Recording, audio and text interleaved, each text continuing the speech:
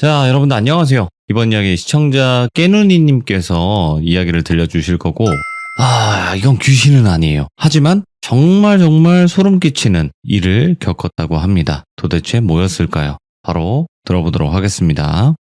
네, 여보세요. 깨누니님. 예, 안녕하세요. 안녕하세요. 반갑습니다. 네네. 자, 네. 일단은 오늘 깨누니님께서 찾아오셨고, 오늘 해주실 이야기가 한번 목격을 한 적이 있는데, 이게 너무너무 미스테리했고, 소름 끼쳤다. 그렇죠. 그죠? 그러니까 어렸을 때인데 횟수로 따져도 20년 가까이 지났고요, 이미. 그런데도 불구하고 제 머릿속에서 지워지지가 않는 기억입니다. 그렇죠. 그래서, 이거 이야기 네. 같은 경우는 사실 그게 뭔지 몰랐기 때문에 더 무서울 수도 있는 거거든요. 네네네. 일단은 오늘 해주시는 얘기는 정말 예전 과거의 이야기다 정도로 네. 알고 시작을 바로 하도록 하겠습니다. 렛츠가! 예. 기르십니다. 렛츠 기릿!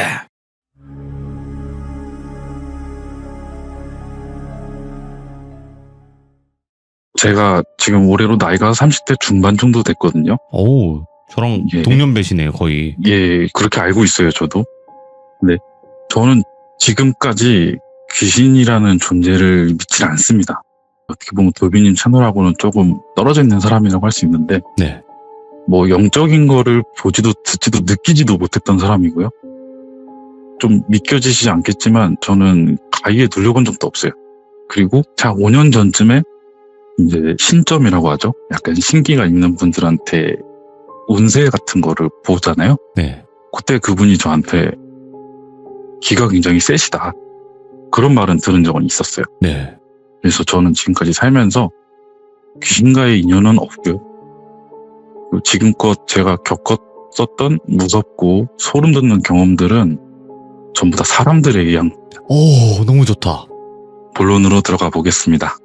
제가 중학교 1학년, 정확하게 2000년에 겪었던 이야기고요. 예. 제가 살던 곳은 시들무로 많이 나왔던 동네예요. 신림동에 굉장히 오랫동안 살아왔었거든요. 네. 여기서는 굉장히 무서운 동네다 그런 이야기를 많이 하시는데 저는 아주 어렸을 때부터 살아왔고 군대를 갔다 오고 나서 취업을 했을 때도 계속 살았고요. 네. 지금은 다른 데 살지만 그래서 진행 기간이 한 30년 가까이 됩니다. 그만큼 저한테는 고향과도 다름없는 동네고 그러네요. 예, 떠나온 지 몇 년이 지났지만 지금도 가면은 어디에 뭐가 있고 여기에 뭐가 있었고 여기 어떻게 가면 되고 굉장히 좀 빠삭하게 알고 있다고 해도 과언이 아니거든요. 네. 뭐 지금도 그렇긴 한데 사실 거기가 그렇게 분위기가 좋은 동네는 아니에요. 예. 아무래도 이제 서울로 지방에서 상경하신 분들이 좀 값이 싼 집을 찾다 보면 나오는 데 중에 하나다 보니 물론 지금은 좀 덜하지만 그렇죠. 예. 모여 사시는 분들 사람들의 이 스펙트럼이 굉장히 큰 편이에요. 불황자 그런 분들도 계시고 아니면 평범하게 사시는 분들도 많이 계시고 네. 근데 제가 초등학교를 다닐 무렵에는 그래도 동네에 아직 그 정이라는 게 남아있어서 무슨 큰일이 나거나 하면은 동네 사람들이 힘 합쳐 도와주고 맞아요. 옛날엔 그런 게 있었어. 그렇죠. 이상한 사람들 동네에 배회하면은 어른들이 나와서 막 쫓아내고 이거 뭐 밤길에 여자분들 막 이렇게 위협당하거나 그런 일이 있었다 하면은 알아서 자율방범 이런 거 조직하셔서 활동도 하시고 그랬던 동네거든요. 그래서 딱히 위험하거나 그런 일들은 별로 없었어요, 저는. 근데 어른들이 딱 하나만큼은 이제 하지 말라고 하는 게 있었는데 애들끼리 보라매 공원에는 가지 말라고 하셨었어요. 보라매 공원? 예. 네. 그러니까 신림동하고 이제 그 신대방역이라고 전철역 근처에 딱 보라매 공원이 있거든요. 예. 제가 사는 동네 쪽에서 갈 수 있는 공원 중에는 제일 큰 데가 거기예요. 네. 그러다 보니까 거기서 놀만하지 않나 싶은데 지금은 굉장히 깔끔하게 정비가 잘 돼 있어요. 네. 그래서 낮에 가보면 어르신들이 거기 연못 옆에서 장기 두시고 가죽 두시고 뭐 이렇게 기수령 같은 거 하시는 분들도 계시고 예. 또 저녁에는 가족들이 나와서 놀고 또 운동하시는 분들도 있고 뭐 새벽에는 이제 새벽에도 산책하시는 분들도 있잖아요. 그렇죠. 뭐 그리고 놀이터에서 술도 드시고 그런 분들이 있어서 좋건 나쁘건 간에 항상 활기가 넘치는 곳이라고 할 수 있어요, 지금은. 근데 제가 초등학교 다닐 무렵에만 해도 거기가 그렇게 밝은 분위기를 가진 곳은 아니었어요. 예전에는. 예, 그렇죠. 90년대 후반 정도?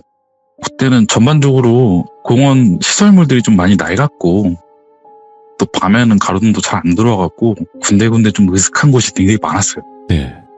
그러다 보니까 공원 안에서 뭐 폭행 시비가 일어나거나 아니 뭐 지나가던 분들이 범죄를 당한다든가 그리고 뉴스에서도 본 것 같았는데 뭐 유괴 사건이 일어나거나 오, 예. 뭐 살인 사건이 일어나거나 그런 일들이 좀 많이 나오니까 어른들이 거기에는 애들끼리는 가지 말아라 이렇게 좀 말씀을 하셨었어요. 근데 또 그 시기에 애들이 어른들 말을 또 이렇게 고분고분 듣지는 않잖아요. 그래서 제가 초등학교 6학년 무렵에 그 같은 동네에 저랑 동갑인 사촌이 한 명 살아요. 같이 보라매 공원을 갔었어요. 근데 낮에 가면은 그렇게 뭐 이상할 거는 없잖아요. 그런 위협이 일어날 만한 시간대는 아니니까. 그래서 큰일은 없었는데 집에 들어오면서 저도 자연스럽게 뭐 어디 갔다 왔니? 하는 물음에 보라매 공원이요 이랬다가 그날 회초리 맞을 정도로 정말 크게 혼났어요. 오, 그 정도로 금기시했구나. 예, 뭐 금기까지는 아니어도 위험한 데니까 위험한 데 왜 가냐? 이런 게 있었어요. 아마 예. 저랑 비슷한 시기에 거기 사셨던 분들은 좀 비슷한 경험들이 있으실 거예요. 네. 저만 그랬던 건 아닌 것 같거든요. 그 정도로 보라매 공원은 함부로 가서는 안 되는 좀 위험한 곳이다. 그런 인식이 있었어요. 좀 시간이 지나고 이제 제가 중학교 다닐 시절에 아마 6월 달 정도로 제가 기억을 해요. 네. 근데 그때가 여름 더위가 좀 빨리 찾아와서 6월인데도 불구하고 열대야 비슷하게 좀 왔었던 것 같아요. 잠을 자려고 누웠는데 너무 잠이 안 와가지고 눈이 떠졌어요. 이렇게 새벽 2시 정도 됐던 것 같은데 창문 열어놓고 일어나서 잠깐 앉아있다가 밖에 나가서 산책 좀 하고 바람 좀 쐬고 오면 잠이 올 것 같아가지고 네. 집 밖으로 나갔죠. 잠깐 동네 한 바퀴 돌고 오려고. 그날 마침 또 부모님이 지방에 일이 있으셔가지고 집을 비우고 계셨어요. 예. 그래서 뭐 새벽에 나가도 되는 그런 게 있죠. 아무도 없으니까. 집에 저만 있으니까. 근데 새벽에 바깥 공기를 좀 마시면서 걸으니까 이제 기분이 좀 좋아지는 거예요. 새벽 공기가 약간 차잖아요. 더워서 잠이 안 왔는데 약간 시원한 공기를 쐬니까 여기 나온 김에 기분도 좋고 한데 조금 더 있다가 들어가자. 그 생각을 가지고 그냥 한번 보라매 공원을 가보기로 했어요. 무슨 마음에 그랬는지 모르겠는데 처음에 이야기한 것처럼 보라매 공원이 이렇게 위험한 곳이라는 인식은 있었는데 그래도 몇 년 사이에 공원 옆에 롯땡땡 백화점 있죠? 아, 예. 그게 생기고 아파트들도 굉장히 많이 생겼어요, 주변에. 그러니까 이제 여기가 무서운 장소다 그런 인식은 좀 줄어드는 거죠. 네. 저도 모르게. 그래서 동네를 한 바퀴 돌고 집에 와서 제가 그때 자전거가 있었거든요. 자전거를 타고 보라매 공원 쪽으로 천천히 가봤어요. 그 근방에 사시는 분들은 아시겠지만 보라매 공원이 들어가는 입구가 여러 개가 있습니다. 아, 예. 그러니까 정문이 있고 뭐 후문, 동문 이런 식으로 있는데 제가 주로 가는 쪽이 그 신대방역 아래쪽으로 해서 들어가는 입구로 주로 다녔어요. 그쪽이 제일 가까웠거든요. 다른 쪽은 말씀드렸듯이 백화점도 있고 그리고 그 공원 안에 기상청이 있어요. 예. 그러다 보니까 이제 들어가는 입구들이 다 넓거든요. 오가는 사람도 많고 뭐 새벽이라 없었겠지만 근데 그 신대방역으로 들어가는 길은 굉장히 좁은 골목길이에요. 좁은 골목길을 5분 정도 걸어가면은 이제 장애인 관련된 시설이 하나 있어요. 네. 복지 관련된 시설이 하나 있고 이제 거기서부터가 보라매 공원이 시작되는 거예요. 그래서 그날 자전거를 타고 갔기 때문에 아마 집에서 공원 입구까지는 한 10분 정도 만에 간 걸로 제가 기억을 해요. 집 근처에 있는 골목길과는 다르게 거기가 나무들이 좀 우거져 있다 보니까 공기가 조금 더 상쾌해서 기분이 되게 좋았어요. 새벽 2시 정도니까 공원에는 사람 한 명 없고 네. 텅텅 비어 있으니까 자전거 타고 달리기 굉장히 좋잖아요. 방해하는 게 없으니까. 그래서 약간 그렇게 새벽에 나와서 자전거를 타고 돌아다니는 게 생소하면서도 또 재미있죠. 그렇게 놀고 있다가 한 20분쯤 지났을 거예요. 네. 땀도 흘렸고 집에 가서 샤워하면 잠이 잘 오겠다 싶어서 이제 집으로 돌아가려고 다시 왔던 길을 돌아가기 위해서 공원 가운데에 그때는 굉장히 커다란 흙길이 있었어요.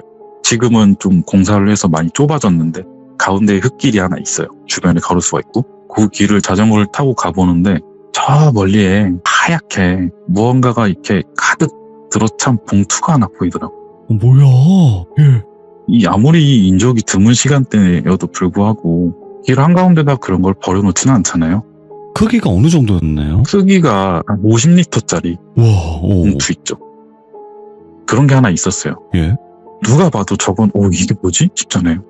천천히 가봤어요. 네. 눈여겨보면서. 그 봉투 앞에 자전거를 세우고 딱 보니까 멀리서 봤던 것처럼 쓰레기 봉투였어요. 근데 이 길 한가운데에 그렇게 그냥 떡하니 있는 것만 빼면은 그냥 어떻게 보면 되게 평범하거든요. 네. 그래서 뭐 누가 이렇게 버려놨나 보다. 별 대수롭지 않게 생각하고 다시 가려고 하는데 보통 쓰레기 봉투에 보시면 이 아래쪽에 그 지역 이름이 써 있잖아요. 아, 맞네요. 예. 그렇죠? 뭐 관악구, 공작구 쓰여있기 마련인데 아예 다른 동네에 이름이 써 있는 거예요. 예. 어디였는지 지금은 확실히 기억이 안 나요. 그거는. 그래서 좀 이상하다. 거기까지였어요. 뭐 만져보려는 생각도 안 했고 네. 이상하다 하고 집에 와서 샤워를 하고 잠에 들었는데 제가 맨 처음에 서론에 설명드렸듯이 제가 뭐 그런 귀신을 본다거나 그런 적은 없다고 말씀을 드렸잖아요. 네. 가위 눌린 적도 없고 제가 그러는 이유가 잠을 잘 때 항상 푹 자요. 푹 자고 그러다 보니까 꿈을 거의 안 꾸죠. 제가 꿈을 꾸는 거는 1년에 많아봤자 10번 내외예요. 오, 되게 적게 꾸신다. 예, 굉장히 적게 꿔요. 한 달에 한 번꼴로 꾼다고 보시면 될 것 같아요. 근데 그날은 이상하게도 잠을 자다가 일어날 때까지 내내 악몽에 시달렸습니다. 뭐 누군가에게 쫓기는 꿈부터 시작해서 뭐 칼로 찔리는 꿈도 꾸고 막 욕을 제가 들으면서 혼나는 꿈도 꾸고 굉장히 처음 겪어보는 일이었어요. 그러다 보니까 학교에 가야 되는 시간보다 굉장히 늦게 일어나 버린 거예요. 예. 11시에 11시에 일어났어요. 집에 부모님이 계셨으면 어떻게든 저를 깨워서 학교를 보내셨겠지만 아직 그 지방에 내려가셔서 안 올라오셨거든요. 그러다 보니까 집에 11시에 깨서 그냥 저 혼자 일어나 버린 거예요. 근데 뭐 어떻게 해서든 학교를 갔어야 되는데 부모님이 안 계시니까 저도 모르게 그런 일탈 같은 걸 하게 되는 거죠. 무슨 마음이었는지 모르겠는데 그냥 학교를 안 갔어요. 뭐 아무도 모르는데 결석한 거 설마 부모님이 아시겠어 하고 그냥 안 갔어요. 네. 그리고 이제 11시니까 시간이 굉장히 남잖아요. 아, 그냥 자전거나 타고 놀아야겠다 생각이 들어서 다시 집을 나왔어요. 예. 그래서 자전거를 타고 동네를 돌아다니는데 결국엔 자전거를 타다 보면 뻔한 게 골목길을 가거나 큰 길 가잖아요. 그때는 그렇게 타고 다니기는 조금 위험했거든요. 차도 많이 다니고 하니까. 그래서 제대로 자전거를 타려면 결국에 또 보라매 공원을 가야 돼요. 어차피 그 전날 새벽에 갔던 그 봉투나 뭐 악몽을 꿨던 거나 제가 성격이 원래 좀 그런 거를 뒤에 여운을 잘 안 남겨요. 그래서 뭐 별 대수롭지 않게 생각하고 있었거든요. 그렇게 신대방역 쪽으로 가서 골목길을 천천히 자전거를 이렇게 타고 지나가는데 그 길을 다시 설명을 드리면 길 옆에 이제 하천이 하나 있어요. 도림천이라고 해서 하천이 있고 거기는 지하철이 그 위로 지나가요. 고가 위로 지나가요. 그래서 하천은 그 고가 지하철 다니는 길 때문에 항상 그늘이 져 있어요. 오. 대낮인데도 불구하고 항상 어둑어둑하거든요. 근데 뭐 평소에는 해봤자 노숙자분들이나 하천에서 작업하시는 분들 그런 분들 외에는 사람이 없는 곳이에요. 아니. 네. 근데 저 멀리서 보니까 그 어둑어둑한 곳에 사람들이 엄청 많이 몰려있는 거예요. 저게 뭐지? 그래서 자세히 가보니까 경찰분들이 엄청 많이 있는 거예요. 그리고 경찰분들 옷을 입고 계시는데 그 조끼 있죠, 조끼. 검정색 조끼. 예. 거기 뒤에 이렇게 과학수사? 그런 분들이 여기 하천을 여기저기 돌아다니면서 이게 무언가 찾는 듯한 그런 움직임들? 수색한다고 하죠. 그런 걸 봤어요, 제가. 예. 그리고 골목길 끝에 그 공원이 시작되는 지점에 그 장애인 관련된 시설이 있다고 했잖아요. 네. 거기 뒤쪽에도 그 경찰분들이랑 과학수사 조끼 입으신 분들이 또 엄청 몰려있고. 그래서 이거 여기서 뭔가 큰일이 났나 보다 하고 그냥 집에 왔죠. 그래서 그날은 그냥 그렇게 지나갔어요. 집에 오니까 저녁쯤에 이제 부모님은 지방에서 그 일정을 마치고 돌아오셨고 다행히도 제가 학교 안 간 건 모르시더라고요. 네. 그래서 다행이다 하고 그렇게 또 며칠이 흘렀죠. 그렇게 이제 며칠 뒤에 저녁 먹으면서 부모님하고 뉴스를 보고 있는데 네. 그 사건 범인이 잡혔다고 네. 뉴스가 나왔어요. 음? 뜬금없이. 그래서 그냥 보고 있는데 그 신체 일부분이 보라매 공원에서 발견이 됐다는 거예요. 오. 그래서 저는 속으로 엄청 놀랐어요. 그걸 보고. 그 발견됐다고 하는 현장을 제가 본 거잖아요, 지금. 근데 부모님은 막 보시면서 아이고 세상이 어떻게 되려고 막 이렇게 말씀하시는데 제가 그걸 봤다고 말씀을 드릴 수가 없잖아요. 네. 너 그거 어떻게 봤어? 하면은 제가 학교 안 간 게 들키니까 그래서 그냥 조용히 있었어요. 예. 근데 기자분이 이제 뭐 경찰서 배경으로 해서 이렇게 막 뉴스를 말씀을 하시는데 범인은 그거를 다른 지역 쓰레기 봉투에 담아서 버렸다는 말을 하는 거예요. 와. 수사에 혼선을 주기 위해 뭐 그런 말씀을 하시는 거예요. 예. 근데 생각해보니까 제가 그 새벽에 봤던 봉투가 다른 지역의 봉투였었잖아요. 맞아요. 그쵸?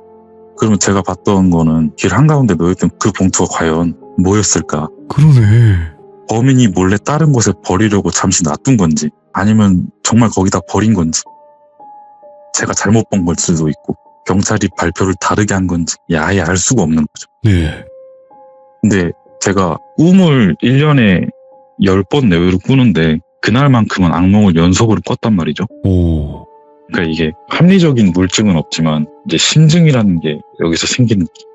아니, 그러면 예. 그거를 목격했을 때 애초에 느낌이 그냥 네. 달랐을 것 같아요. 지금 말씀하시는 거 들어보니까. 네, 그러니까 사실 사람이 지나가다가 옆에 쓰레기 봉투가 있으면 네, 그런가 보다 하고 지나가잖아요. 맞아요.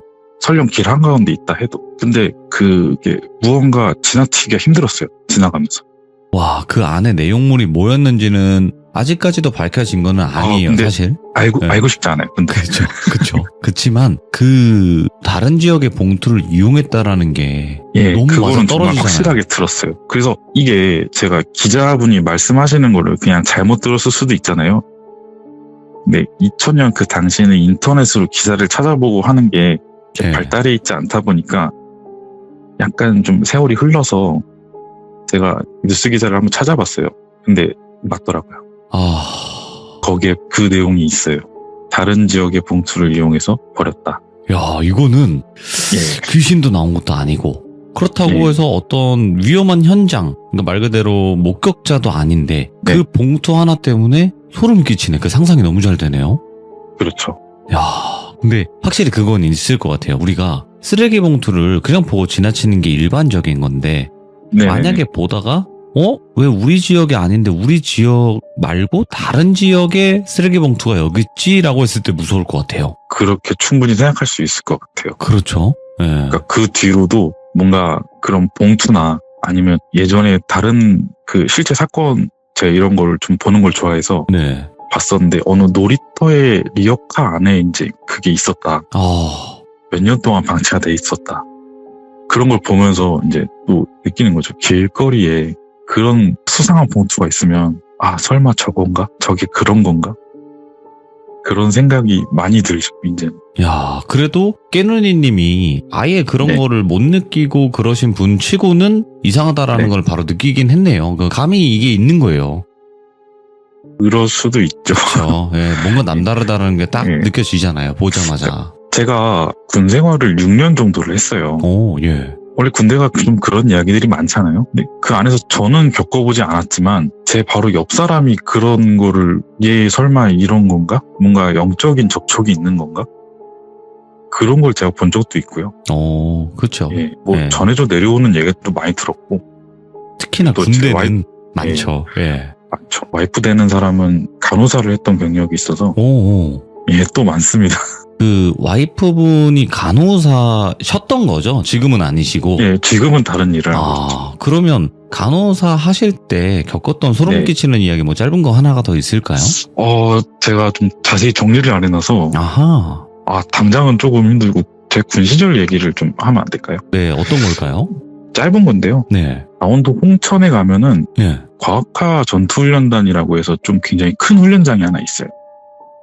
제가 군대를 전차부대를 나와서 그러니까 훈련을 시작하기 전에 그 훈련장 안에 폐교가 하나 있어요. 그 폐교 쪽에 전차를 이제 주차를 시켜놓고 뭐 이상이 없는지 확인을 하고 그다음에 그 뭔가 장비 같은 거를 좀 부착을 해야 되거든요. 네.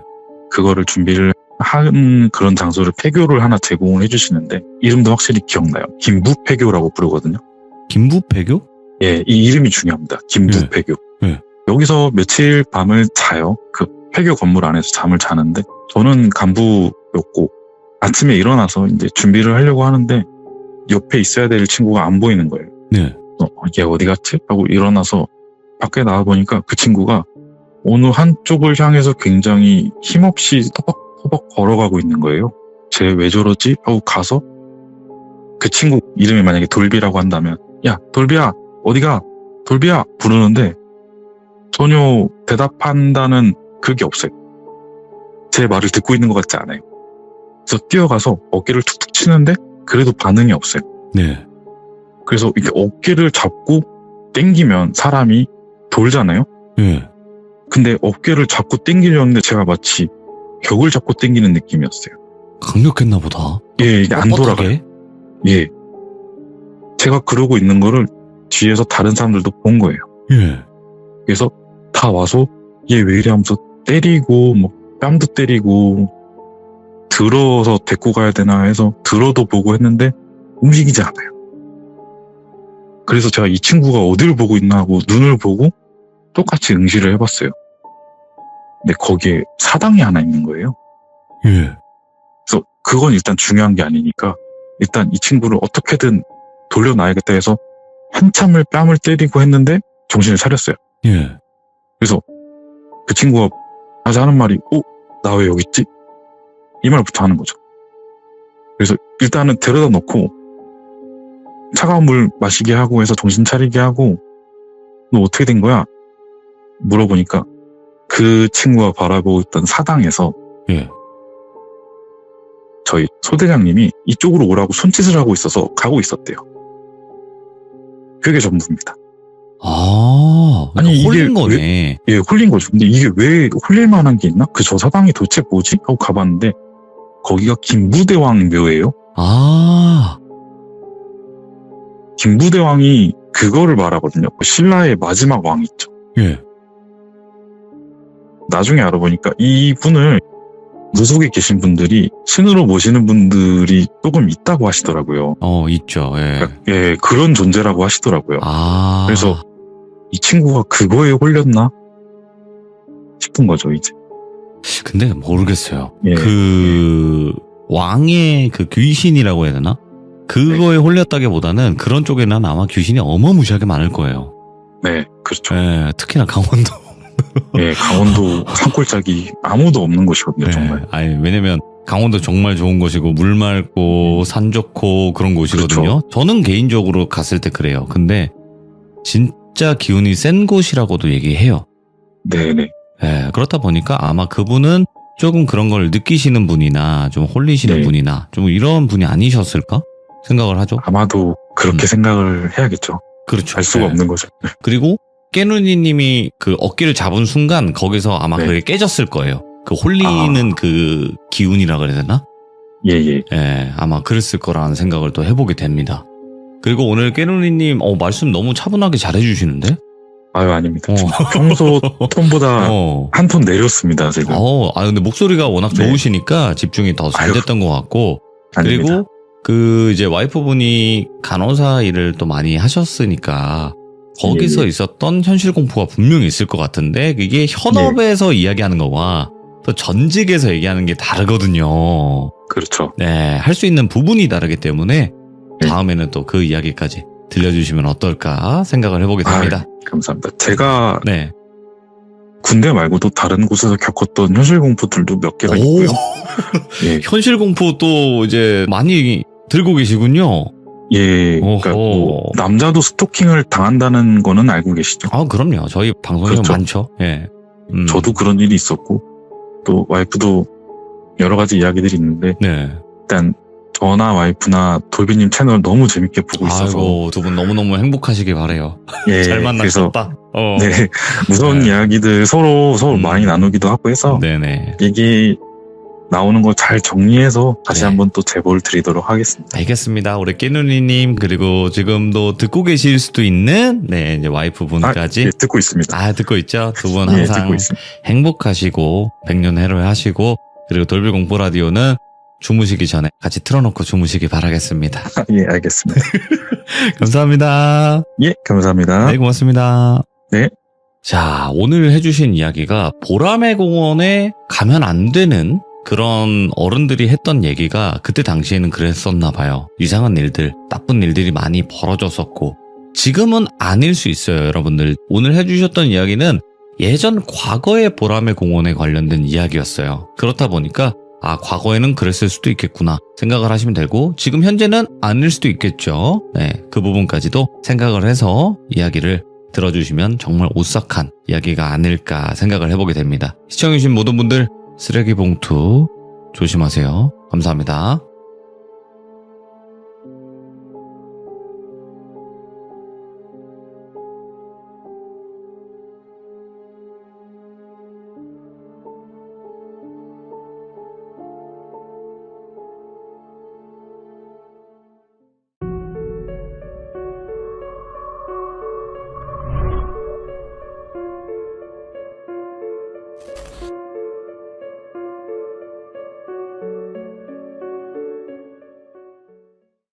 자, 여러분들 안녕하십니까.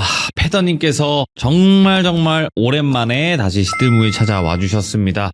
건강이 좀 안 좋으셨었어가지고 시간이 좀 걸렸지만 다시 회복해서 돌아오신 패더님을 모셔보도록 하겠습니다. 여보세요. 안녕하세요. 아, 네, 안녕하세요. 패더님. 네. 아이고, 또 건강이 안 좋으셨어가지고 또 한동안 시들무에 오질 못하셨었어요. 아, 그러니까요. 예, 아유, 참. 그래도 다시 이렇게 또 건강해져서 돌아와 주셔가지고 제가 다시 한번 감사드립니다. 아, 네, 감사합니다. 네. 자, 일단은 오늘 패더님께서 이렇게 또 찾아와 주셨는데, 오늘 해주실 이야기의 키워드는 제가 들었긴 했는데, 이거를 먼저 선 공개를 하는 것보다는 공개를 안 하는 게 좋을까요? 아마 하고 가는 게 좋을까요? 아무렇게나 해도 될 것 같아요. 아, 그렇게 크게 뭐 예측을 한다거나 그런 건 아닌가요?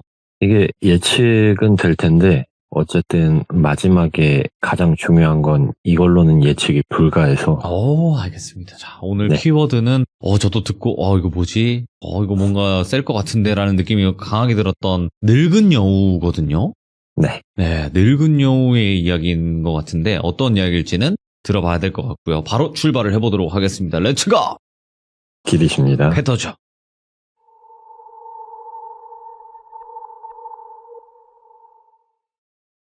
오늘 말씀드릴 이야기는 작년에 겪었던 일을 이야기해볼까 해요. 예. 네, 제가 한국에 와서 나름 열심히 살아가고 있었을 때인데, 잠깐이지만 그래도 몇 년을 해외에서 살다가 들어오니까 적응이 잘 안 되는 부분들이 있었어요. 분명 중간중간 한국을 많이 방문했는데도 이게 적응이 안 되는 부분들이 있더라고요. 특히나 다시금 빨리빨리 문화를 접하게 되니까 제 뜻과는 다르게 무언가를 할 때도 급해지고 서둘러지게 된 것 같아요. 그래서 좀 마음의 여유를 찾고자 한 일주일 정도 모토 캠핑을 떠나기로 해요. 제가 취미로 이제 바이크를 타고 있는데 캠핑을 항상 좀 제가 불편하고 이런 거를 좀 싫어했거든요. 네, 근데 이번에는 그래도 안 해본 걸 좀 해보자. 앞으로 이제 나이가 1살, 2살 더 먹을 텐데 내가 하기 싫어하는 것들을 더 자꾸 밀어내지 말고 좀 부딪혀서 한번 해보자 라고 생각을 해서 이제 예전부터 또 한 번쯤은 해보고 싶기도 했었고 아이들이 방학을 맞이해서 아내와 처갓집에 가기로 했었기에 그 스케줄에 맞춰 다녀오기로 하게 돼요. 서울에서 시작해가지고 지그재그로 내려가기를 원했었는데 그렇게 하기엔 일주일이라는 시간이 생각보다 짧더라고요. 그래서 계획을 다 갈아치워서 부산으로 가서 경상남도를 훑고 전라남도를 훑기로 계획을 세웠어요. 한국에 얼마나 더 있을지도 모를 일이고 또 요즘 대두되는 인구 고령화 문제로 인해서 점점 사라질 위기에 처해진 그 도시들이 많았어서 어쩌면 나중엔 기록으로 접할 수밖에 없는 상황이 생길 수도 있겠다 싶어서 천천히 시골 위주의 여행을 하기로 했어요. 부산에서 출발을 해서 양산, 밀양, 김해, 창원 등등 계획대로 쭉쭉 뻗어나가고 있었어요. 지금부터는 이제 특정 지역을 거론하지는 않겠습니다. 네, 그렇게 경남의 어느 조용한 도시를 여행 중이었어요. 보통 점심때쯤 밥을 먹으면 제가 그날 마무리를 할 도시를 정하고 텐트를 필 만한 곳을 대충 점집어두고 출발을 하는 편이라 그날도 여김없이 밥을 먹고 옆 도시로 이동을 했어요.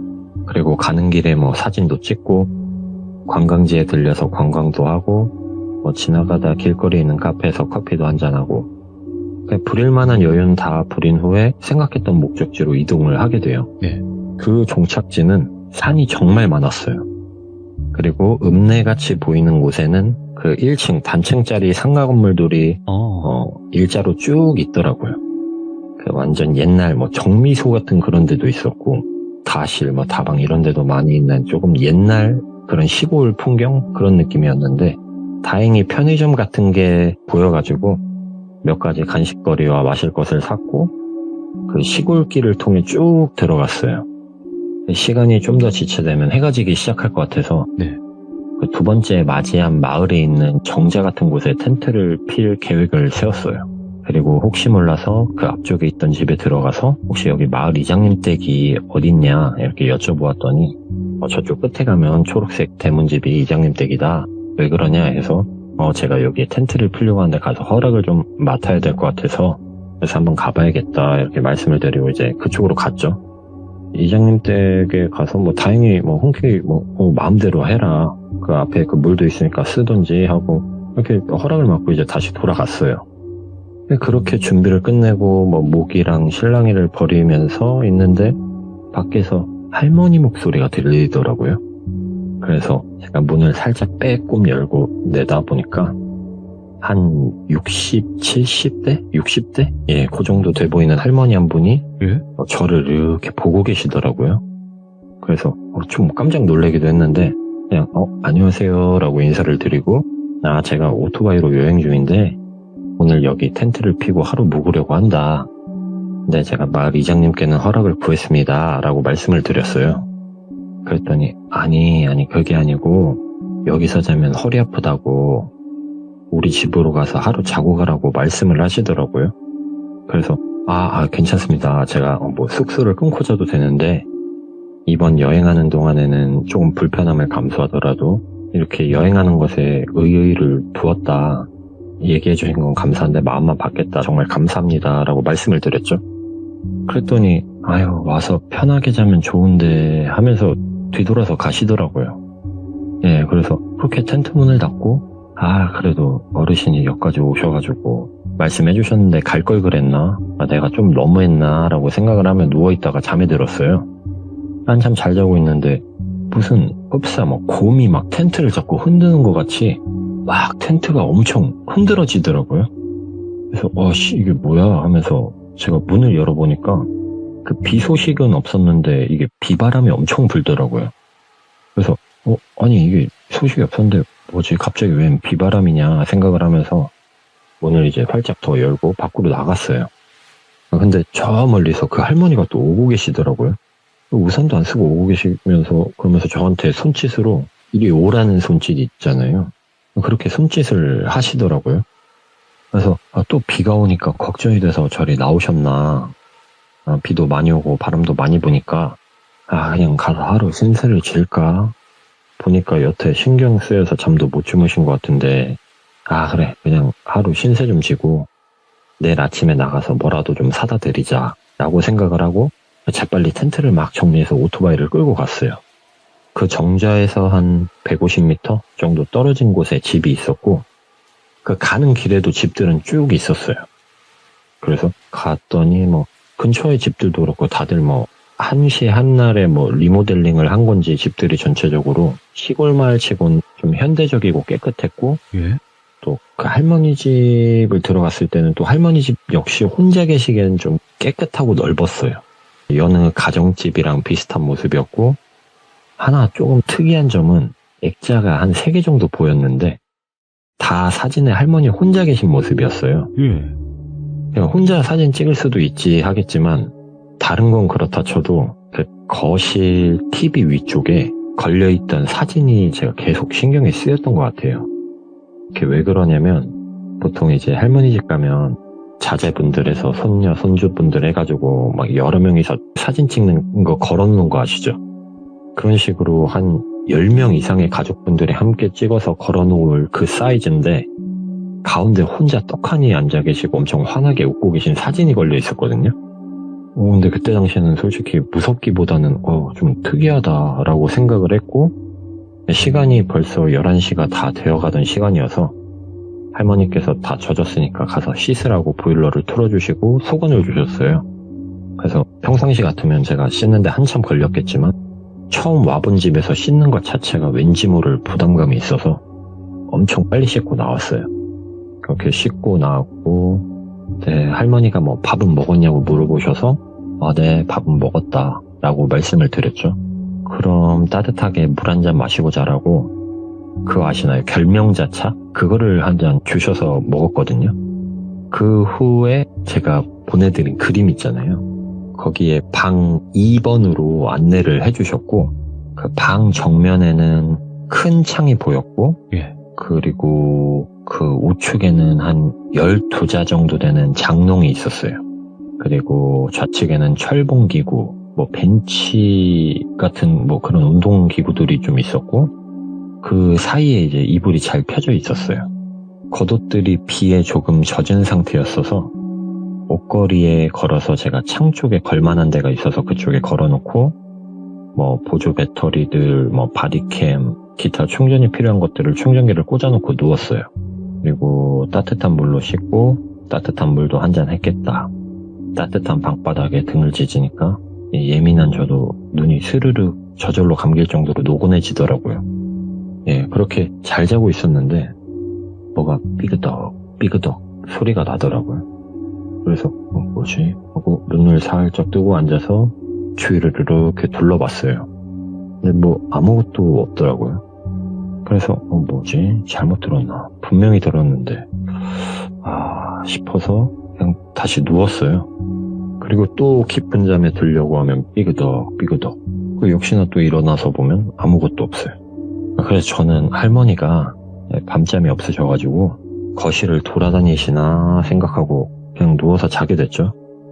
그렇게 이렇게 자다가 일어났을 때 그 문 옆에 시계가 있었는데 10시 20분을 가리키고 있더라고요. 근데 제가 여행 중에 항상 6시 30분에 일어났었거든요. 저는 알람 처음 딱 그 음이 들리자마자 일어나는 스타일인데 이 알람을 못 들었다는 것도 좀 이상했지만 그냥 와, 뭔 일이야 하고 자리에서 일어나려고 하는데 몸이 말을 듣지를 않더라고요. 그러니까 뭐 가위가 눌렸나 싶을 정도로 몸이 안 움직였어요. 그리고 이 손끝부터 뭐 발끝부터 이렇게 온몸에 막 쥐가 나기 시작하면서 막 극심한 통증이 오더라고요. 그래서 이게 뭐지 하다가 저도 모르게 그 진에 빠져서 잠이 들었어요. 또 그렇게 또 다시 눈을 감았다 떴을 때는 1시가 조금 넘은 시간이었고 그때는 다행히 좀 자리에 앉을 정도의 힘은 있더라고요. 근데 뭔가 몸에 문제가 생긴 것 같다라는 걸 느낄 정도로 몸이 좋질 않았어요. 그렇게 막 기진맥진해서 거실로 이렇게 갔더니 할머니가 안색이 왜 이리 안 좋냐며 밖에서 고생을 너무 해서 그런 건 아니냐고 아까 내가 몇 번을 깼는데 일어나질 못하더라. 우선 숭늉 좀 먹고 같이 병원 좀 가자고 몸이 안 좋으면 여기서 그냥 하루 더 자고 가라고 하시더라고요. 그래서 제가 괜찮다. 근데 숭늉은 챙겨주시면 감사히 먹고 가겠다. 앞으로의 일정도 있고 지금 이거 너무 민폐이다 말씀을 드렸지만 사실 오늘 어딘가로 이동하기에는 몸 상태가 너무 안 좋다는 걸 알고 있었어요. 그렇다 하더라도 여기에서 하루 더 있는 건 민폐다. 그리고 저 할머니께서 호의를 베푸시긴 하셨지만 마음속 한켠엔 불안한 마음을 갖고 계실 수도 있다고 생각을 했거든요. 그래서 나가서 바로 숙소를 잡고 뻗는 한이 있어도 여기를 떠나는 게 맞다라고 생각을 했죠. 그렇게 할머니의 도움을 받아 읍내에 있는 그 의원 같은 데 가서 진료를 받았고 제가 전날 땀을 너무 많이 흘리고 전해질 보충이 뭐 충분히 되지 않아서 그런 것 같다고 이제 수액을 한 대 주시더라고요. 그래서 뭐 맞고 나서는 확실히 이전보단 좋았는데 아직은 뭐 컨디션이 정상적이진 않더라고요. 그래서 할머니 댁에서 하루 더 묵기로 하게 돼요. 집에 도착했을 때는 5시가 조금 넘었던 시간이었고 할머니는 극구 사양했지만 제가 오는 길에 그래도 마트에 들리자 해서 거기서 제가 이것저것 장을 봐드렸거든요. 이때 당시 뭐 돈이 중요한 게 아니라 그래도 감사한 마음이 너무 컸었기에 좀 이것저것 쟁여놓고 드실 수 있는 양을 이렇게 장을 봐드렸어요.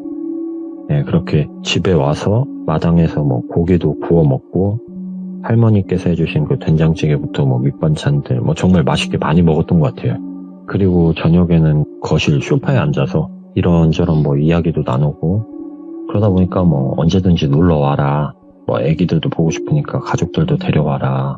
뭐 그런 이야기도 나눴고 그 할머니께 내일 새벽 일찍 출발해야 되니까 내일 일어나지 마시고 그냥 주무시라 말씀을 드렸죠.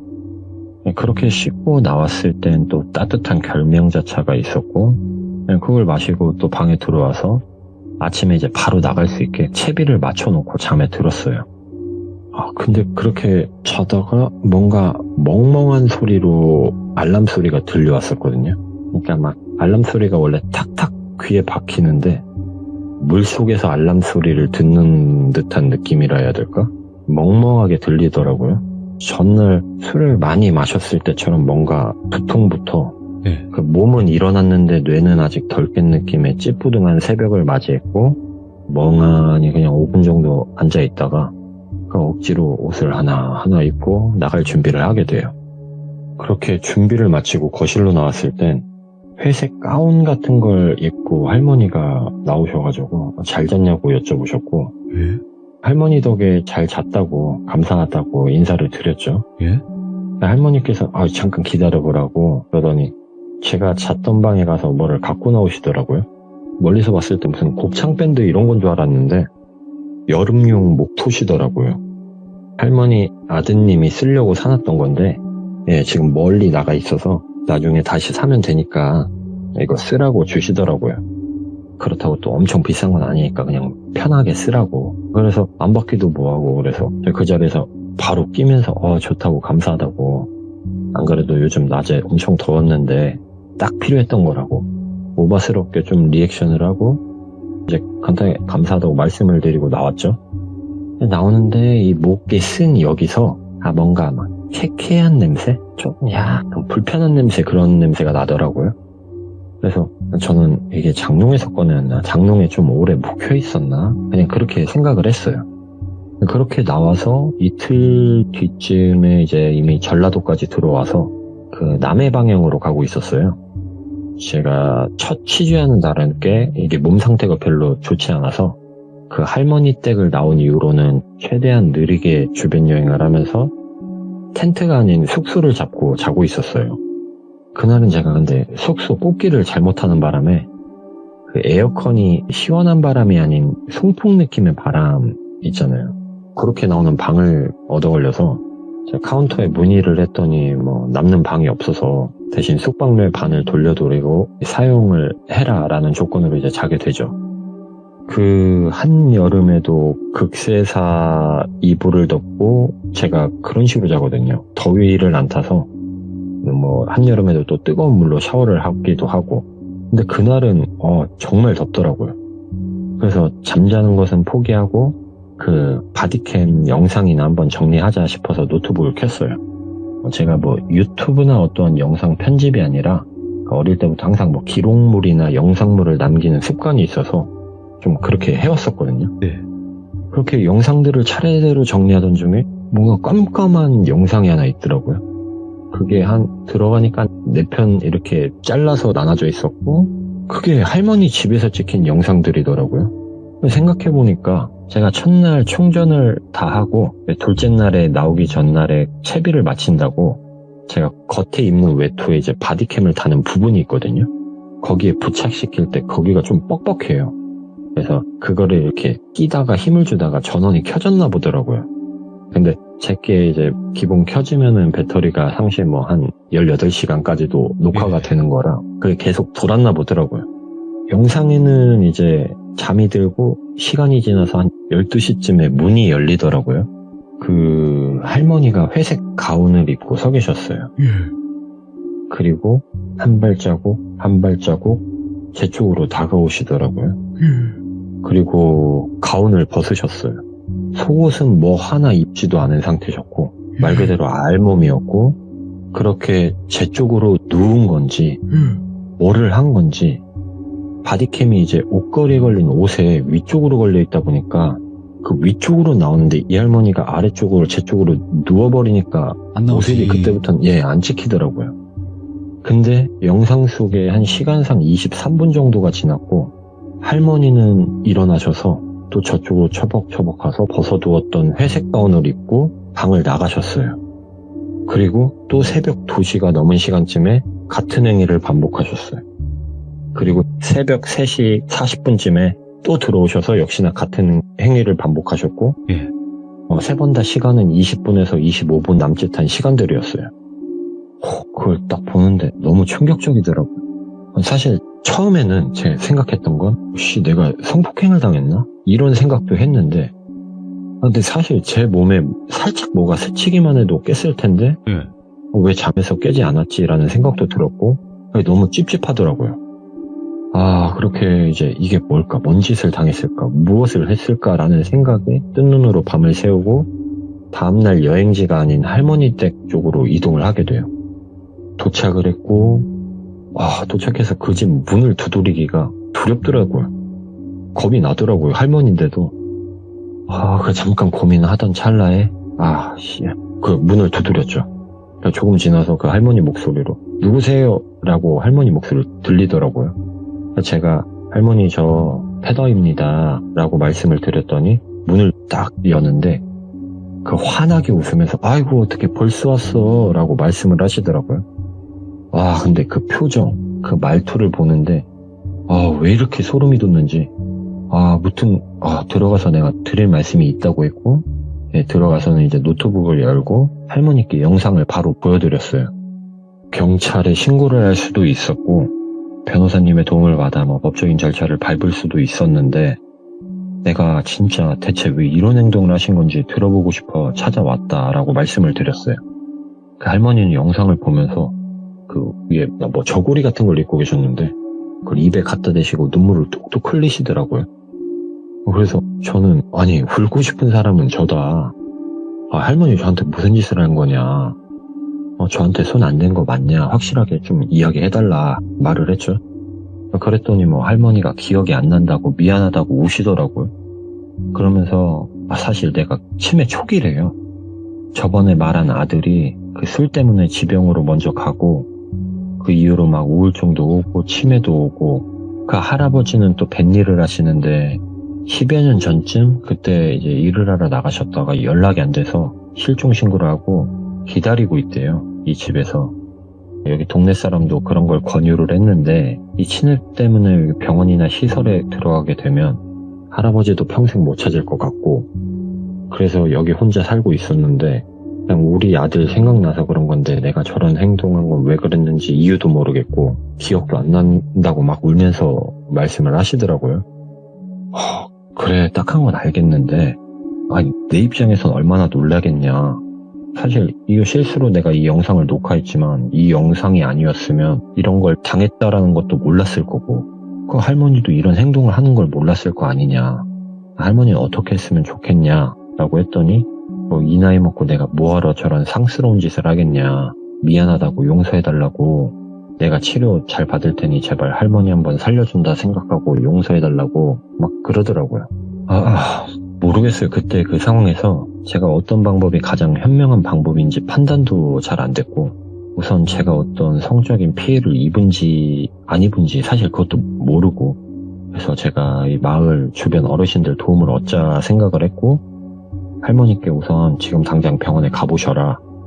그래야 저도 그 후에 어떻게 해야 될지 생각을 해볼 수 있을 것 같다라고 말씀을 드렸어요. 할머니는 알았다 했고 제가 원래는 동행해서 처방을 한번 확인을 하려고 했었거든요. 네.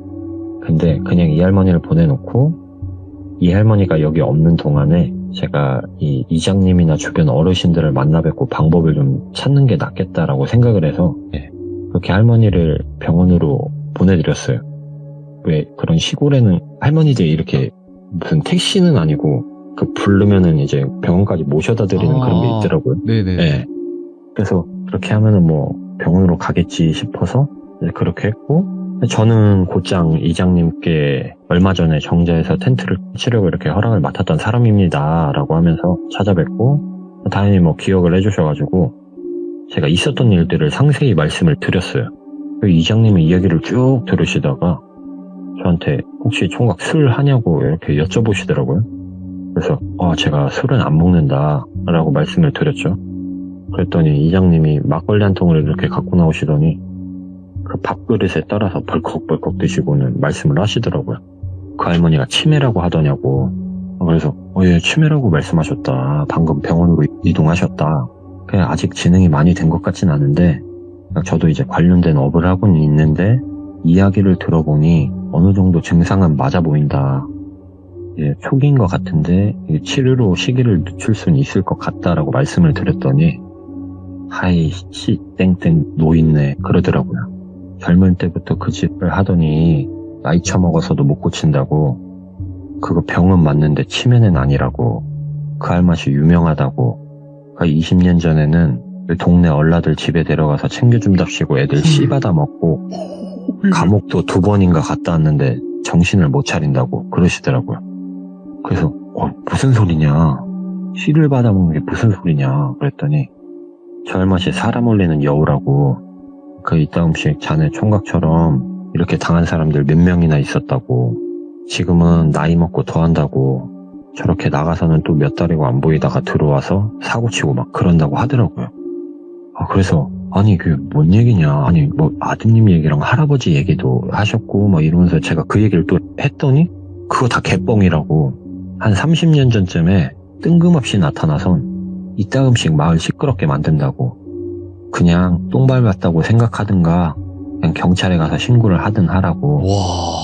저게 저 할머니가 이제 나이 차서 감옥도 안 가니까 더 저러는 것 같다. 나도 막 감옥도 못 보내고 사실 빨리 뒤져버렸으면 좋겠다고 막 거기서 그런 얘기를 하더라고요. 와, 그 얘기를 듣고 충격에 뭐 더 이상 무슨 말을 할 수도 들을 수도 없겠더라고요. 어쨌거나 무슨 일을 당한지는 모르니까 그 마을에서 제법 떨어진 데 몇 개 시골이 이제 통합으로 관리된 경찰서가 있더라고요. 거기 가서 이제 신고를 했죠. 근데 거기서도 엄청 유명하더라고요. 예, 역시나 뭐 이장님이 하신 말씀이 다 맞았고, 그럼 어차피 가진 것도 없고 합의도 못할 거고 나이도 많고 혹시 저한테 뭐 보리차 마셨냐고 여쭤보시더라고요, 경찰분이. 그러면서 보리차는 아니고 결명자차 같은 걸 받아 마셨다 말씀을 드렸더니 그게 감기약 4-5알을 빻아서 넣었을 거래요. 그게 반년 전쯤에 심지어 이게 참 여기서 충격적인 건데 여자 2명한테 그랬다고 하더라고요. 그러니까 이게 남자 여자를 안 가리더라고요, 이 범죄를. 그래서 그 경찰분이 이제 이러다 진짜 사람이 한번 죽어나가야 뭐가 바뀔런지 자기네들도 이걸 알면서 어찌 할 수 없는 게 너무 답답하다고 하더라고요. 그렇다고 시설을 보내자니 자기네들이 뭐 강제성이 없으니까 이제 주변에선 상황을 아는데 아무것도 못하고 있는 거죠. 그리고 그 쾌쾌한 냄새가 났던 목토시는 그게 알고 보니까 좀 디테일하게 설명하기는 좀 그런데 이게 할머니의 그 소변과 체액이 묻어있던 그런 거였어요. 그걸 저만 받은 게 아니라 이게 뭔가 범죄가 끝났을 때 마무리하는 그런 느낌의 뭐 그런 거라고 해야 상징이라 해야 되나? 그런 거더라고요. 심지어 마을에 새로 이사온 귀농 부부나 그러니까 할머니에 대해 모르는 사람들에게도 선물이랍시고 막 줬었대요, 이걸. 그래서 이게 문제가 많이 됐었다고 하더라고요. 아무튼 그렇게 잊지 못할 좋지 못한 이 기억을 안고 제가 여행을 접고 돌아가게 돼요. 근데 나중에 알게 되는 진짜 충격적인 사실이 하나 있거든요. 어쨌든 그 할머니 벌금형을 받긴 받았어요. 근데 이런 사건이 생기고 집을 뭐 몇 달간 한동안 비운다고 했잖아요. 그때마다 목토시랑 등산 양말 같은 이 조금 바깥에서 힘든 일 하는 이 남자분들이 많이 쓰는 종류의 그 아이템들 있잖아요. 거기에 이제 자기 소변이나 체액을 묻혀서 당근 땡땡에 팔아왔더라고요. 근데 정말 충격적인 건 이분이 50점대 온도를 갖고 있고 늙은 여우라는 닉네임을 한 당근마켓 빌런이에요. 이건 뭐 5000% 싫어하고 사실이라 혹시 당근마켓 거래하시다가 늙은 여우라는 닉네임을 한 분이 뭐 목토시나 등산 양말을 팔면 조심하라고 이제 얘기를 한번 해봤습니다. 지금도 존재한다는 거예요, 늙은 여우가? 거기에? 지금은 모르겠어요. 근데 아마 이게 활동을 계속하지 않을까 싶어요. 당근 거기에 네. 혹시 검색하는 게 있네요, 뭐 닉네임 같은 거를? 그게 있는지 잘 모르겠네. 모르겠어요. 예. 지금 혹여라도 늙은 여우라는 닉네임이 네, 뭐 여러 아이디는 명이 나오면 상관은 없긴 한데 저게 확실해요. 뭐 다른 거 바꿔 쓸지 모르겠지만 네. 저게 확실해요. 네. 늙은 여우. 네. 아마 연세가 있는 분이다 보니까 뭐 바꾸거나 뭐 이런 거는 못했을 것 같아요. 계속 사용할 것 같긴 한데. 근데 당근 그거 자체가 애초에 우리 동네만 검색되는 게 아닌가요? 그게 네. 그러니까 이제 그분이 네. 돌아다니잖아요. 그렇겠죠. 집을 비우고. 네네. 예, 그러면은 예를 들어 뭐 경남이면 경남권에서 이게 동네 인증은 뭐 2개로 해놓고 계속 인증이 되더라고요. 그냥 그 예. 동네에만 있으면 인증이 돼서 제가 예를 들어 뭐 서울이면 서초구에 있다가 옆에 뭐 김포로 넘어가서 그냥 김포에서 또 인천 가면 바로 김포에서 거래가 되고 김포에서 하다가 또 아래 뭐 인천으로 가면 인천에서 거래가 되고 이런 식으로 되기 때문에 내가 있는 지역으로 갔을 때 인증만 되면 되는구나. 네네네. 맞아요. 그러면 뭐 지역이 계속 바뀔 수는 있는 거네요, 확실히. 그렇죠. 잠깐만. 와, 나는 늙은 여우라고, 그러니까 그 표현을 그냥 늙은 여우라고 했겠거니 했는데 아이디를 그걸 쓰네요, 닉네임을. 예, 그래서 이제 이거는 아마 유추가 안 될 거라 생각했던 게, 예. 저도 사실 그 나이 때 당근마켓을 사용할 거라 생각을 못 했는데, 예. 요즘엔 뭐 너무 이게 많아지다 보니까 뭐 한 70대 할아버지들도 당근마켓 하시더라고요. 요즘 당근은 진짜 다양한 연령층이 다 하시더라고요, 보니까. 맞아요. 그러다 보니까, 그곳에 진짜 이상한 거 파는 사람들도 많을 텐데, 오늘 이야기는 저번에 그 변남이 이야기 수준으로 너무 충격적인데요, 오늘도? 그쵸. 오늘 패더님께서 건강이 아직 완전히 회복되진 않으셨는데도 이 정도의 이야기를 들려주시는 거라면 정말 정말 대단하신 분이라고 저는 생각을 하고 다음에 또 다시 다른 이야기로 찾아뵙겠습니다. 감사합니다. 네, 감사합니다. 네. 야, 이분 또 현실 공포 자체도 굉장히 소름 끼치는 분이기 때문에 진짜 무섭네요. 예. 저번에도 정말 또 무서운 그런 현실 공포 이야기를 들려주셨는데 오늘 또 패더님의 이야기, 사람이 무서운 이야기 잘 들었습니다. 감사합니다.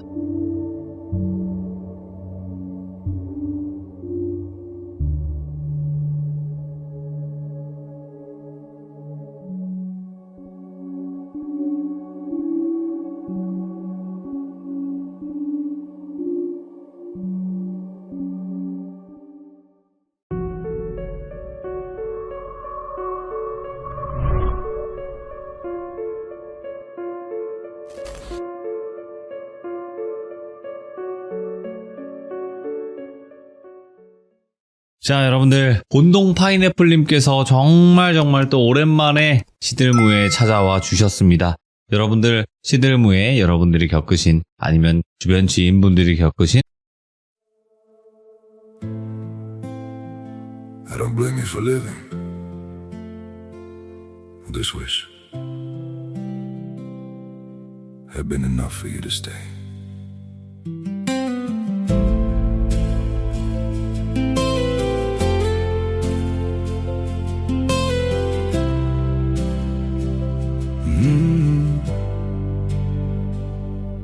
I saw it coming in the way you changed, in the silence between your words. Every I'm fine felt heavier than truth, like something breaking unheard. I tried to fix what I didn't understand, held on tighter as you slipped away. But love can't grow where it's already gone. I don't blame you for living this wish had been enough for you to stay.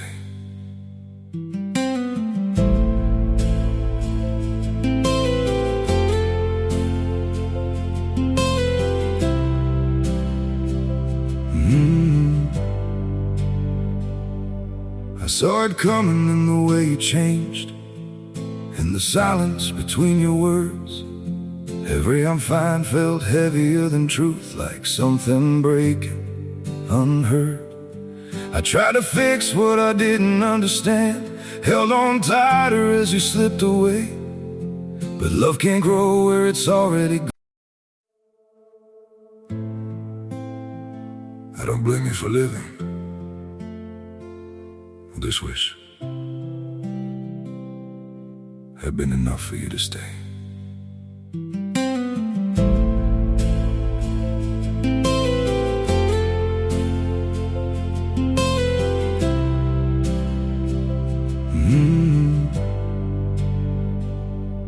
I saw it coming in the way you changed, in the silence between your words.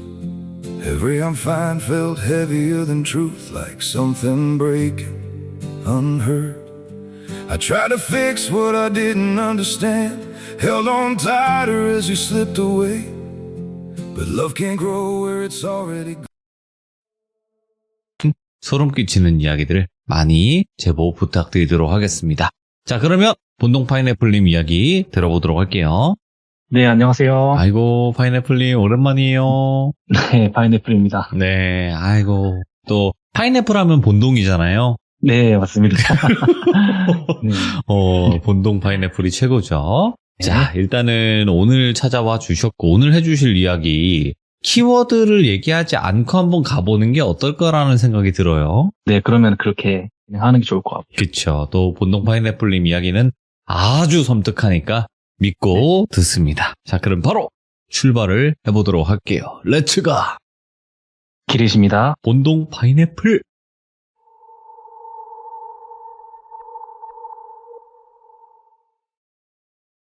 일단은 이번 이야기에서 예민한 주제일 수 있지만 귀신 숨바꼭질 아마 들어보셨을 거예요. 오, 나홀로 그 숨바꼭질? 네, 아마 좀 그렇게 알고 있는 강령술이라고 강령술. 해서 네. 관련된 이야기 준비해봤고요. 이 이야기도 이 스마트폰이 나오기 전 이야기라서 예전에 인터넷 사이트에서 좀 돌아다녔던 방법으로 알고 있어요. 오. 뭐 검색은 당연히 안 해보시는 걸 추천드리고요. 아, 괜히 했다가 또 시들문 참여하셔. 안 돼요. 네. 근데 그게 네. 휴대폰이 나오기 전, 엄청 과거인데, 그때도 이게 있었나요? 네, 인터넷에서 돌아다녔다고 하더라고요.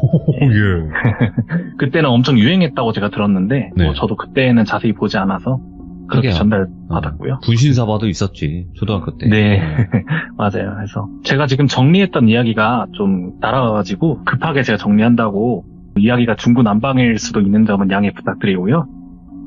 등장인물이 2명 나오는데 철수와 민수로 정해서 하겠습니다. 우선 철수라는 친구가 직접 이 행위를 했던 당사자고요. 네. 그 다음에 민수는 철수의 친구입니다. 철수라는 친구는 예전부터 뭐 분신사바라든지 뭐 아니면 구석에서 하는 놀이라든지 뭐 이런 부분에 대해서 관심이 좀 많았다고 하는데요. 아무래도 모르는 사람이 없을 정도로 유명한 괴담들인데 사실 제가 아는 것은 이 행위들은 그 사람들이랑 같이 해야 되는 것으로 알고 있어요. 근데 이제 강령술 같은 경우는 그 중에서도 좀 혼자 해야 되는 거다 보니까 철수도 조금 무섭기도 하고 네. 망설여하고 있었다고 하더라고요. 그러다가 이제 자기랑 정말 친한 친구인 이렇게 민수가 집이 정말로 가까웠대요. 길 건너면 바로 앞이어서 이 친구한테 난 강령술을 꼭 하고 싶은데 좀 이 친구한테 도움 받아야겠다 생각을 했대요. 그래서 도움 요청했고 그래서 일단은 그렇게 민수가 도와주기로 하고 철수는 강령술을 진행하기로 했고 간단하게 철수가 어떻게 진행했는지를 좀 말씀드리면 뭐 우선 집안 전체의 불을 모두 꺼야 되는 건 아마 다 아실 거예요. 그리고 왜인지는 모르겠지만 TV는 괜찮다고 하더라고요. 켜도 상관없다고 하고 뭐 이때 진행했던 방법을 다 생각하고 대략적으로 말씀을 드리면 모든 재료를 다 구해와서 이제 모두 인형에다가 준비를 다 마치고 나면 그 인형을 욕조든 아니면 세면대든 물이 고일 수 있는 곳에다가 그 잠기게 둬야 하고요. 날카로운 것으로 의식을 외우면서 3번 정도 한 다음에 정해놓은 장소에다가 소금물을 머금고 숨어있는 그런 형태래요. 네. 그래서 이제 철수는 모든 준비를 다 마치고 나서 장롱에 소금물을 머금고 숨어있는 적당한 시간이 11시 30분이라고 들어서 11시 30분 이전에 들어갔었고 순례를 인형으로 정하고 나서 뭐 12시 전까지 숨어 있어야 된다 뭐 이런 식으로 얘기 들어서 뭐 30분 텀을 두는 게 그나마 안전하다고 들었었기 때문에 그래서 11시 30분 이전에 들어가게 됩니다.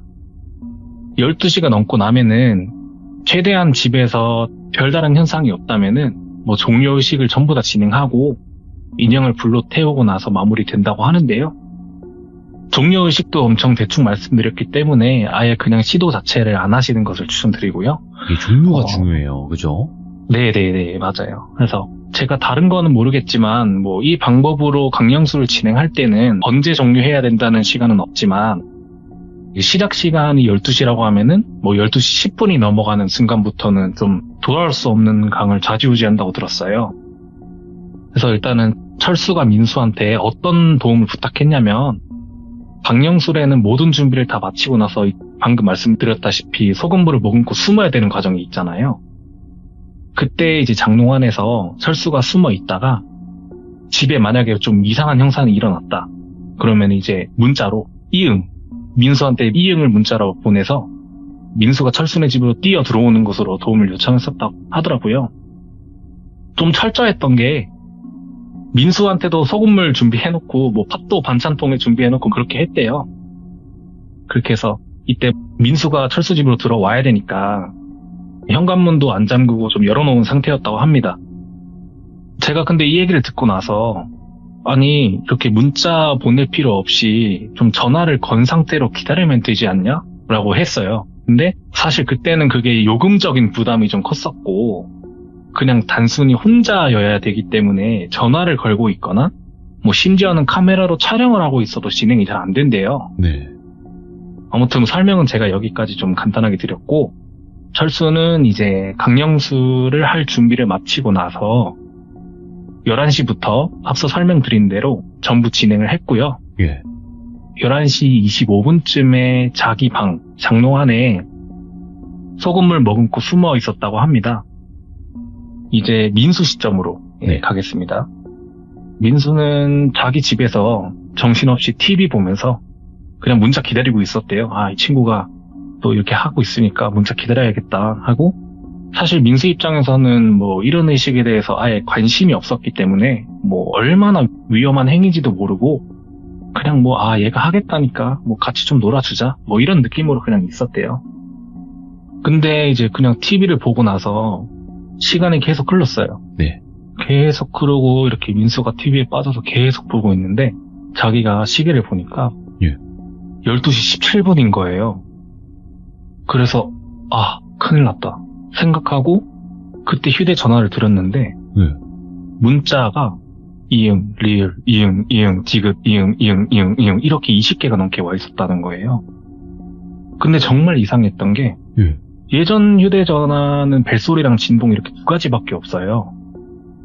무음 모드가 없는데 어떻게 되어 있던 알림이 울리면은 볼 수밖에 없는데 자기는 전혀 알림을 듣지 못한 거예요. 그래서 이렇게 황급히 민수는 철수네 집으로 가가지고 페트병에다가 그 소금물이랑 반찬통에 담은 팥을 들고 나서 전력 질주를 해서 뛰어갔대요. 그렇게 뛰어가지고 그 철수네에 도착해서 현관문을 그냥 부서지듯이 세게 확 열고 집에 들어갔대요. 네. 뭐 말 그대로 온통 불이 꺼져 있고 TV는 켜져 있고 네. 근데 자기는 이런 의식을 자체를 모르는데 정말 너무 갑자기 너무 섬뜩하더래요. 그래가지고 민수가 머리가 멍해지려고 하는 그 느낌이 계속 드는데 갑자기 이거 뭔가 큰일 날 수도 있겠다는 생각이 들었대요. 그래서 거실로 신발을 그냥 신고 뛰어 들어가서 거실 불부터 켜고 그냥 팥이랑 소금을 막 뿌려댔대요. 이 큰일 났다. 막 뿌려대고 철수 방 쪽을 보니까 문이 살짝 열려 있더래요. 그래서 야 철수야 하면서 뛰어 들어갔대요. 들어가자마자 이제 남은 페트병이랑 예. 팥을 전부 다 철수 방에다 막 그냥 대책 없이 뿌려대면서 야 철수야 나와! 철수 나와! 이러는데 갑자기 그 순간 자기가 에어컨을 바로 앞에서 든 것 마냥 자기를 막 싹 하고 지나가는 찬바람 느낌이 들더라는 거예요. 이게 느낌이 에어컨을 센 거랑은 너무 다른 느낌인데 그냥 두피까지 닭껍질이 된 느낌? 뭐 이었다고 하더라고요. 그래서 이게 머리가 곤두서는 느낌이었구나 싶었다고 하더라고요. 네. 그러고 나서 이제 장롱문을 왈칵 열었대요. 그러더니 철수가 퍽 하면서 바닥에 쓰러지는 거예요. 그래서 막 뺨도 때리고 발로 차고 막 그렇게 했는데 네. 갑자기 철수가 흐느끼는 소리가 나는 거예요. 그래서 민수가 철수를 보니까 막 눈물 콧물에다가 그 바지에도 이렇게 해가지고 정말 애가 제정신이 아니었다는 거예요. 예. 민수도 그런 모습을 처음 봐서 멍하게 그걸 보고 있는데 어떻게 해야 될지 모르겠다는 거예요. 갑자기 철수가 울면서 자기 바지를 꽉 잡으면서 우리 인형 이렇게 중얼거리면서 쳐다봤대요 자기를. 근데 민수가 왠지 모르겠는데 갑자기 너무 화가 치밀어 오르더래요. 그래서 철수한테 인형 어디 있는데? 라고 하니까 화장실 쪽을 가리키는 거예요. 부들부들 떨면서. 그래서 민수가 부엌에서 봉지를 챙겨가지고 화장실로 그냥 단번에 뛰어간 다음에 세면대 바닥에 있는 인형을 봉다리에 담고 무작정 옥상으로 뛰었대요. 무작정 그냥 박차고 뛰어 들어가서 옥상으로 올라간 다음에 인형을 이게 태우면 끝난다 했으니까 인형에다가 라이터로 불을 붙였대요. 봉지는 근데 잘 타는데 인형이 물에 너무 푹 젖어서 그런지 불이 안 붙더래요. 근데 그 순간 이제 또 정적이 흐르는 게 옥상은 어둡고 자기랑 인형이랑만 있고 하니까 갑자기 너무 무서워지더래요. 분노가 막 사그라들고 두려움이 막 몰려오고 있는 와중에 갑자기 뒤에서 누가 우당탕 또 뛰어 올라왔는데 철수였대요. 철수가 뛰어 올라와서 페트병에다 등유를 막 정신없이 가져오더래요. 예. 그걸 보자마자 민수가 야 침착해 그거 내놔 너 큰일 나 너 내놔 하고 철수한테 야 니 저기 구석에 가 있어 라고 한 다음에 조심스럽게 민수가 인형에다가 등유를 이렇게 부었대요. 침착하게 계속 붓고 끝까지 부었대요. 젖을 때까지. 그러고 불을 붙이고 나서 바로 철수 쪽으로 뛰었대요. 그러고 나서 이제 인형이 잘 타오르는 모습을 보고 나니까 철수가 갑자기 막 우는 거예요. 그때는 이제 시간도 또 시간인지라 동네에 너무 시끄러운 거예요. 너무 시끄럽게 우니까. 네.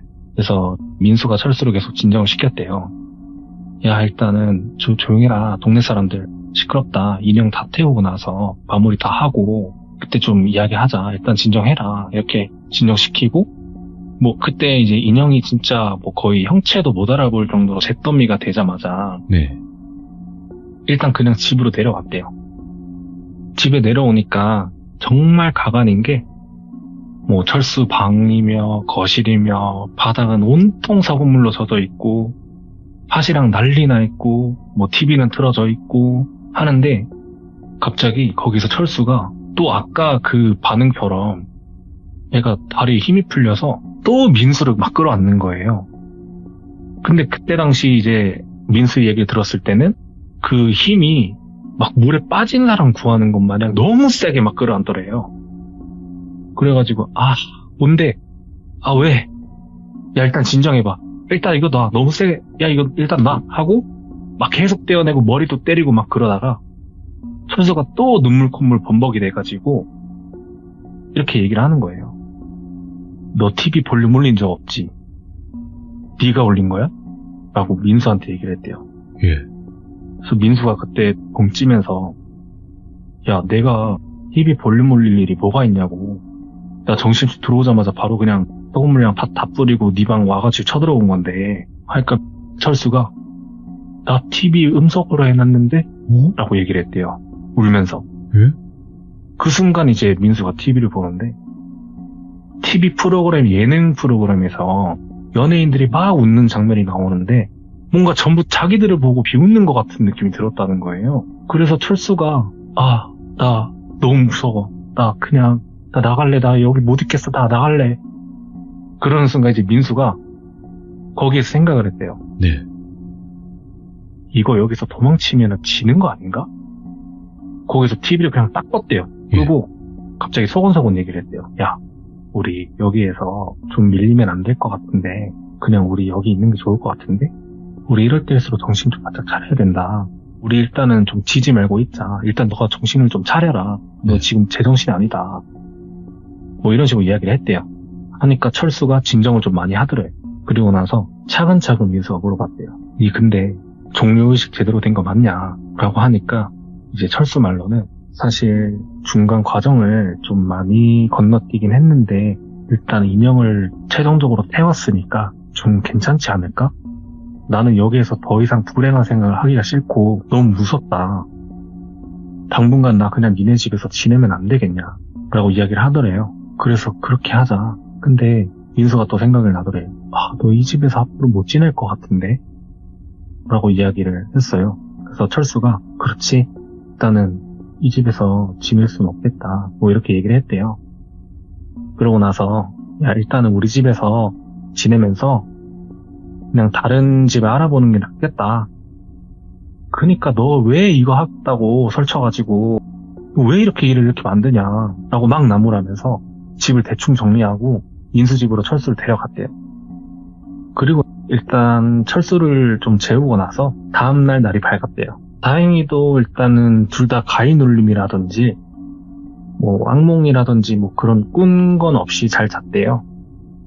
그래서 좀 둘이 생각을 하기에는 뭔가 박영술 마무리는 좀 어느 정도 된 것 같은데? 뭐 이런 생각이 들었대요.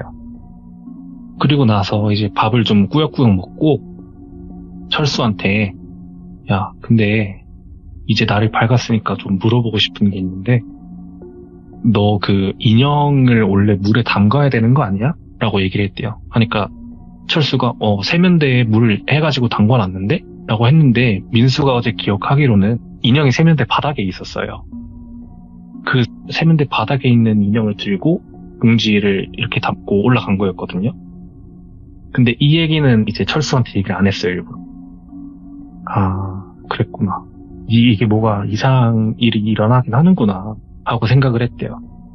그러고 나서 야, 그리고 철수야, 너 나오기 전에 무슨 일이 있었는지, 너가 왜 그 꼴이 됐는지 좀 들을 수 없겠냐? 라고 이야기를 했대요. 하니까 철수가 갑자기 진지하게 민수 양팔을 팍 붙잡고 민수야, 너 우리 집 와가지고 미리 와서 장난친 적이나 그런 적 없지? 라고 너무 진지한 표정으로 민수한테 이야기를 하는 거예요.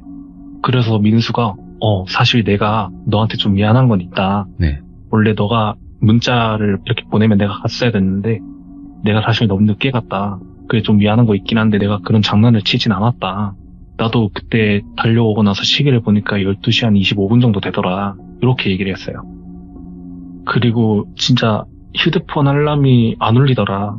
절대 그럴 수가 없었는데 라고 하니까 이제 철수가 심호흡을 한번 하더니 이제 내가 한번 내 쪽 이야기를 좀 해줄게. 그래서 이제 철수 시점으로 가게 됩니다. 철수는 11시 30분 되기도 전부터 장롱에 들어가 있었다고 해요. 예. 자기 입에 이제 소금물을 머금고 혹시 몰라서 밥그릇에다가 소금물을 더 부어가지고 그거를 가지고 장롱에서 기다리고 있었대요. 네. 철수는 장롱이 너무 좁아서 힘든 것도 있었는데 네. 이 소금물을 머금고 있는 게 제일 힘들었대요. 그래서 시간은 계속 흐르고 있는데 오만 생각이 다 났대요. 뭐 어차피 자기 휴대폰을 볼 수도 없고 시계 볼 때만 빼고 그냥 오만 생각을 다 하고 있고 집이 그냥 정적이었대요. 완전. 예. 왜냐하면 TV도 아까 얘기했듯이 음소거였고 아무 소리가 안 나야 맞거든요. 그래서 시계를 또 휴대폰으로 잠깐 보니까 몇십 분은 지난 것 같아서 시계를 딱 보니까 11시 45분밖에 안 됐더래요. 그래서 시간이 너무 안 간다. 시계를 자주 보면 안 되겠다. 이러고 있다가 이제 11시 55분이 되었대요. 이제야 인장이 좀 슬 되더래요. 5분 남았잖아요. 그래서 이제 좀 뭔가 나오려나 하고 있으면서 시계를 딱 보니까 딱 12시인 거예요. 그래서 온 신경이 전부 다 거실 쪽으로 곤두서 있는 채로 있었대요. 그러고 나서 이렇게 있는데 아무 소리가 안 나더래요.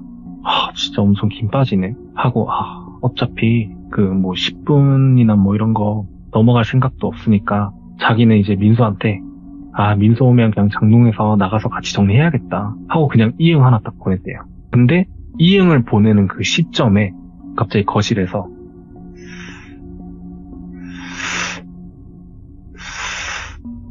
양말 신는 사람이 바닥을 질질 끄는 소리가 거실에서 엄청 미세하게 들리더래요.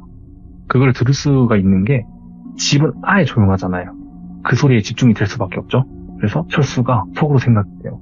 뭐야? 하고 그냥 그때부터 너무 자기가 심장이 빨리 뛰어서 이응을 미친 듯이 민수한테 보냈대요. 다다다다다다 보내고 긴장하고 있는데 갑자기 소리가 자기 방문이 문 손잡이 열리는 소리도 안 들렸는데 자연스럽게 하면서 열리더니 하면서 장롱 앞으로 오더래요. 그래서 자기가 순간 이거 장롱 앞에 뭐가 있다 생각이 들었대요. 그래서 자기가 이제 영화에서만 봤던 그 심장박동 소리 새어나갈까봐 입 막고 있는 그런 거 있잖아요. 예. 자기가 그 느낌을 처음 받았다는 거예요. 이게 바로 내 심장박동 소리 들킬까봐 조마조마한 거구나. 그 느낌 뭔지 알겠구나. 그래서 그렇게 숨어서 오만 생각을 다 했대요. 이거 어떡하지? 내가 나가야 될까? 어떡하지? 근데 그 순간 갑자기 아 자식 쫄았네. 야 나와 임마 이러면서 민수 목소리가 들리더래요. 나와 임마 쫄아가지고 막 이런 식으로 얘기를 했대요. 그래서 철수가 짜증이 바짝 나가지고 아씨 뭔데 너 언제 왔어? 소금물을 그릇에 딱 뱉었대요. 뱉고 나서 장롱문을 팍 발차고 나갔는데 장롱문 앞에 아무것도 없더래요. 그리고 자기 방문도 닫혀 있더래요. 근데 그 순간 갑자기 거실 쪽에서 하는 걸음소리가 엄청 빠르게 자기 방문 쪽으로 달려오더래요. 거기서 철수가 그냥 장롱문을 빡 닫고 앉았대요. 저거 뭐지 하는 순간 기절을 한 것 같더래요. 그리고 나서 눈 뜨니까 자기를 엄청 신나게 때리고 있는 민수가 보이더래요. 그게 이제 철수 시점이었다고 하더라고요. 이 이후에는 정말 다행히도 철수 집에서 무슨 일이 일어나진 않았다고 하더라고요. 민수네 집에서 한 5일 정도 지내고 나서 혹시 몰라서 철수네 집에 민수랑 또 같이 함께 며칠을 지냈는데 그때도 별일이 안 일어났다고 하더라고요. 제가 알기로는 뭐 강령술의 뒷마무리가 잘 안 되면 엄청 위험한 것으로 알고 있었는데 정말 아무 일도 없는 뭐 그런 이야기였던 것 같아요. 일단 이야기는 여기까지입니다. 근데 이렇게 상황 설명을 잘해주시니까 숨이 막히네요. 숨이 막혀. 진짜로. 네, 감사합니다. 야, 이거 그림 준비하려고 했는데 예, 그림 준비할 게 없더라고요. 사실 저도 정리하면서 예.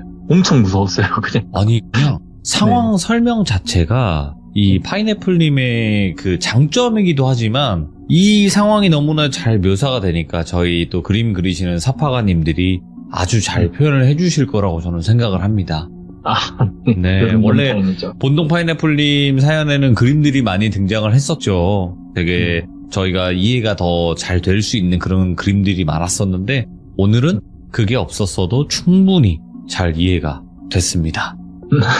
네. 다음에는 또 이야기가 몇 개가 더 있는데 아주 좋죠. 네. 네, 그거 한번 제가 기회가 되면은 바로 제보해서 네. 참여해서 기종님들이랑 돌비님께 이렇게 한번 들려드릴 수 있도록 하겠습니다. 너무너무 감사드립니다. 고마워요. 감사합니다. 네. 파인애플님. 네, 감사합니다. 네. 네. 여러분들, 강령술이라는 거, 그냥 뭐 분신사바건, 나온숨이건, 뭐 머시갱이가 될 건 다 호기심에서 시작이 됩니다. 특히나 어릴 때는 더 그렇고요. 이제 성인이 돼서도 그 호기심을 버리지 못하고 그냥 한번 해볼까? 진짜 귀신이라는 게 있겠어? 하면서 시작을 했다가 끝마무리가 제대로 안 되거나 아니면 어떤 행위가 잘못됐거나 그랬을 경우에는 정말 무서운 일들이 벌어질 수도 있다라는 거죠. 예. 그래서 사실상 귀신의 입장에선 네가 불러놓고 왜 이제 와서? 이런 느낌으로 다가온단 말인 건데 정말 조심하셔야 될 것 같습니다. 시청해주신 모든 분들 감사드립니다. 고맙습니다.